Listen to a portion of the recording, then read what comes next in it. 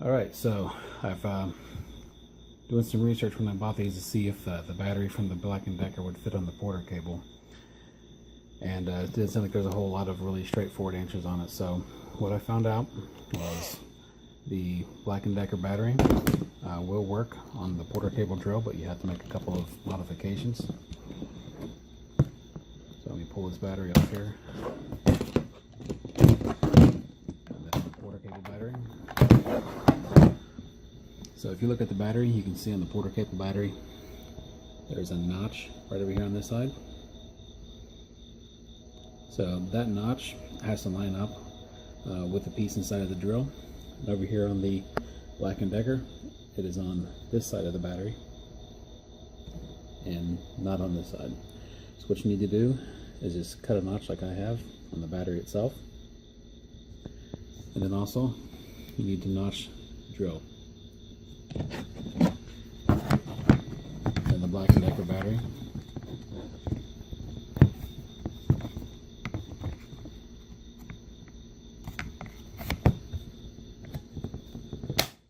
Slide into the drill, and the drill works. So anybody who's curious about that, you can use the Black & Decker battery on the Porter cable drill. You just need to make a couple changes to the drill and that little notch in the battery. And plunge into the wood. It's going to work great every time. It's set, they're preset to reference on the middle of the center of a 3/4 inch thick board, so that'll work great every time. The problem comes when you have to use the fence and not the base. You never use both at the same time, so when you do have to use the fence, that's when you start to see some real differences between machines. Primarily, most of the machines have a fence lift system or an elevation system that's a rack and pinion. So that means when you turn a bolt or a knob, that the fence moves up and down. This is the easiest way and the most accurate way to get precise layout and design here. So 5 of the 6 machines that I have here have rack and pinion lifts on them. And they all work to varying degrees, but mostly successful. The final machine here from Triton has a different system in that it's set on dovetailed ways and it slides up and down manually. So you move this up and down. There's indicators here on the front with a scale, and you just set it to whatever depth you want to put, lock it down, and theoretically it would work. The problem with this one is that this has so much play in it that you can actually set it cockeyed, and your cut then is not going to be parallel to the face of the board that you're referencing from. And to add insult to injury, the scale, if you do get both of them lined up, the scale is not accurate. So you can't really necessarily count on that. So this one you're going to struggle a lot if you're using this fence to try to set up. It's going to take a lot of trial and error to get that set up right. Now, one of the main uses for a fence on a biscuit joiner is to cut slots in mitered workpieces like this if you were making a shadow box or something. So in order to do that, you have to really wrap around this miter frame and cut. It's the best way to do it. But there again, we see more distinctions. So let's take a look at a couple of machines. Some of those will do it better than others. Okay, the Porter Cable 557 has the best fence system because it can tilt 0 to 90. So you've got a 90-degree angle to the nose of the machine. Great for doing just straight border work, any edging or that. But it also has a 135 angle, which is going to be perfect. It's going to be dead on. So when we tighten that up, and we come up here and wrap around this, it gives us right what we want. And then we just need to adjust our fence up and down to get it right where we want it to be. This is really the best system for cutting a miter, a slot in a miter joint like this.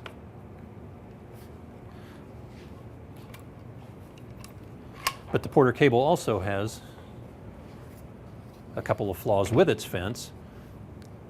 One of the problems is that this large cutout in the center doesn't work very well if you're referencing into a board that's too narrow, because now you only have this little bit of reference out here. So what you have to do is take this included plastic adapter, which is included in the kit, and that slides onto here. It's kind of stiff. It just slides right over there to place. There's a couple of tabs that just go up into these pre-drilled holes. And now what you have is that this plastic insert helps to stabilize for when you're cutting into the end, say, of this 2-inch wide board. So it really helps a bunch to have that. This plastic is fairly stiff and rigid, and it could break very easily, so be gentle when you're working with it. Now moving on to the DeWalt tool. One of its problems is that the fence on it will not go past 90 degrees. So what you have to do is you can't cut that miter the way we just showed with the Porter cable. So rather than wrapping around the toe, you're going to have to cut it more from the heel side. So what you have to do is double face tape on, use some double face tape. Just take a piece of 1/4-inch hardboard and put that onto there. Get it stuck real good. This will become a spacer then that you'll need. So then you set your, it doesn't seem to want to stick for me right now. Then when you just set your fence at 45 degrees, and then when you go, you have to cut this from the heel side rather than around the toe. Rather than wrapping around it, you'll cut it like this. And that spacer then elevates the biscuit blade up to the point where you can cut close enough to the heel so as you don't blow through the opposing face. Okay, the Craftsman and Ryobi joiners are identical. They're made by the same manufacturer in Asia. They're identical other than color and a little bit of differences on the handle. What they have here is a fence that rack and pinion again. They have a plastic adapter that kind of helps support the work, but one of the problems is that the sides are these little die cut pieces, which normally it wouldn't be a big problem on much work, but let's say you're wanting to cut a biscuit slot into a face frame to put onto the front of a cabinet. So you would rest your piece up against there. Let's say you're out here. Well, what happens is now you've got a real wobbly thing because your only reference surface is this thing that's less than 1/8 of an inch thick die cut metal on each side and this plastic insert which flexes a little bit. So this is a real tricky setup to do. My best suggestion there would be to try to put spacers below the base and not use the fence for that application. The Craftsman and Ryobi do, however, though, will tilt to 135. But again, this plastic insert gets in the way, so what you have to do is actually raise it up high, then bring it down and get it to your 135 angle.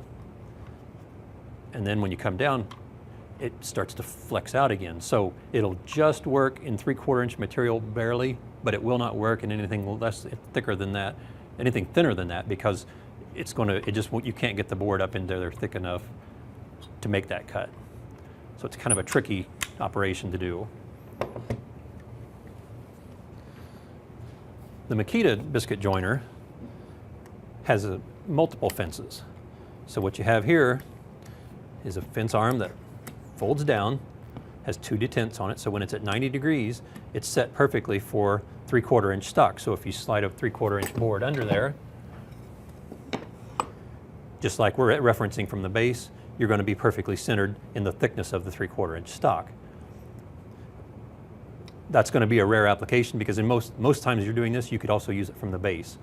So what they do now is you have a sub fence, a 90-degree fixed angle sub fence that, like the Triton, wraps around a dovetailed ways, but it also has a rack and pinion lift. So that you just turn this and it raises the fence up and down. One of the problems that we have with this fence is that you can see how loose this other end is because it just simply wraps around this far end. So then when you get it to the height that you want, and then you tighten this cam locking lever, it actually moves it out of parallel. So it's really hard to set this one parallel and get it dead on. If you can't get it parallel to the blade, then what you're going to end up with is cuts that are uneven to your referencing surface. And then if you're using it in mating pieces, which you should be, they're not going to line up and you're going to get uneven boards. So it's really kind of a tricky thing to work with. So when you bring this, to do this then with a 135, which you can do by tilting the fence, it has a 45-degree detent that it falls into, lock that in place. Then when you come over to your board and you put it in place, one of the problems with this unit is that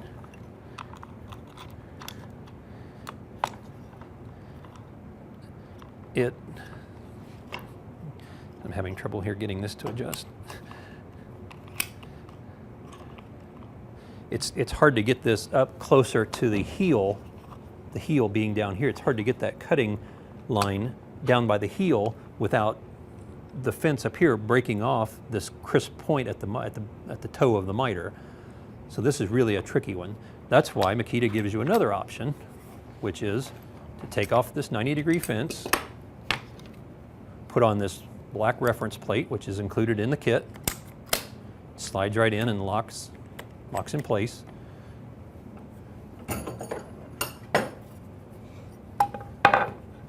Then, when you go to make your miter cut, you set the fence at 45, lock it in place, and now, like the DeWalt, you just reference from the heel side of things, and it works much better. The bad point about doing this is that you're not fully captured around that miter, so it's not quite as positive of a lock. It's a little bit more loose. You really have to hold on to it good, but then you make that miter cut, and it'll get you there. Okay.